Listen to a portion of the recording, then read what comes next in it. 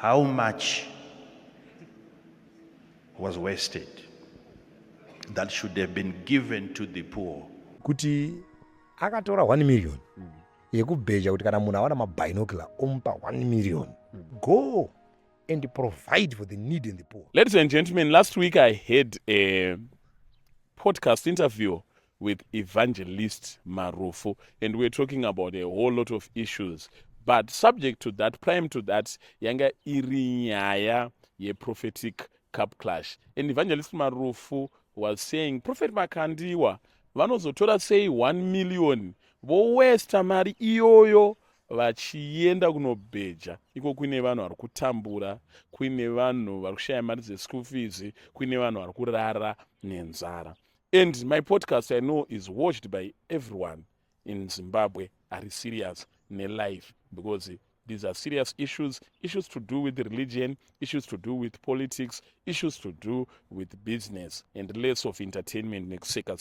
Saka, I'm sure that Prophet Makandiwa also watched the video, and this is his response, Yavakapa Muchech, which I want you to listen, and you tell me what you think about it. Just before you do that, if you've got anything that needs my visa, that needs my permits, that needs nyaya dzeku South Africa is my rejection, my V-list, my appeal, my spousal, my chichi, GP, whatever you can think of, contact Dr. Chieza. She's an immigration lawyer whom we have worked with for over a year now, and at certain point ma complain my immigration company. So contact Dr. Chieza on the numbers that are showing on the screen, and she will help you. And as well, avangoite for South Africa, vanoita for UK, vanoita for Europe, vanenge vachinetsana nenhau idzodzo masposa ndo dzanaona dzinonyanyonetsa chichi babate on the numbers that are showing on the screen. Akatora 1 million yekubheja kuti kana munhu awana mabinocular omupa 1 million.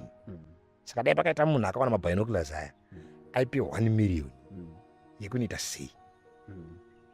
When people are crying because of poverty, when people are saying mvura yedu haina kuchena, could this prophet not take 1 million USDs and go and provide for the need in the poor? But ukatarisa maprofita aya zvafanana na Prophet Makandiwa, vane mafoundation avo avanobatsira vanotambura, avanoendesa vana kuchikoro, avanovakira vanhu dzimba. So togona kuona kuti pamwe wakatoshandisa mamiliyoni akawanda on that, and then this is imwe mari yaanoto. Okay, every dollar richatwa misused pamberi pamwari, mune munhu achadayira pamusoro pemari. Your account. God will account everything. Just not even neshoko rakabuda muromo wano kumano risina maturo uchadayira every dollar.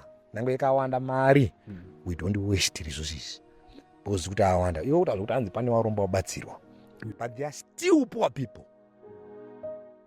Nange une wauri kubatsira kuti ndakabatsirawa, saka ini ndakumboshandira vamwe. You do whatever you do. Hanzi vana Nicodemus, if you read history. Nicodemus Jesu afa aenda kudenga. Nicodemus anonzi akatora every cent na Joseph of Arimathea uye akapa Jesu guva, vakaunza mari yacho muvhangeri, vakameka sure hanzi up to his last drop he donated, he died a poor man achipa. If you are saying kuti pane zviri kuitwa, we don't waste because tine zvimwe zvataita, wojustify kurasa uchiti tine zviro ndakapa. Tina nhasi wawakapa nezuro pane vamwe vazvarwa nhasi, warombo tichagara tinawo nguva dzese. Jesu akadaro hativapedze. Saka every day we service the poor, we don't waste. Vanhu vakanga waenda waya vaprofita, wakanga wasina kuenda kunoratidza Mwari, wakanga wafambira mari, waida dai weya akatanzi ngouyai pasina mari iye to bet, wanga usingauye. Saka wakanga wachienda kunozama mari. Saka imari yakamotivata. Kapukulachi yauri kutaura. Some went on to say it's a waste of money. We need some hospitals here in this country. People are struggling. How can you waste money? Which money? How can you even? It's so sad, especially if you are a so-called man of God. and you engage in such an argument, and your subject, your concern is on money having been wasted on this exercise, how much was wasted that should have been given to the poor? And I asked this question on Sunday, was there any need for me to have that money?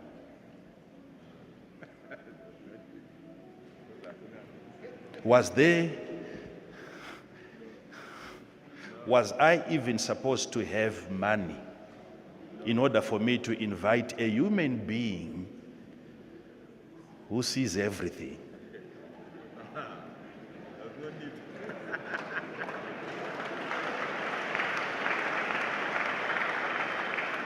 I will keep knocking your head until your eyes open.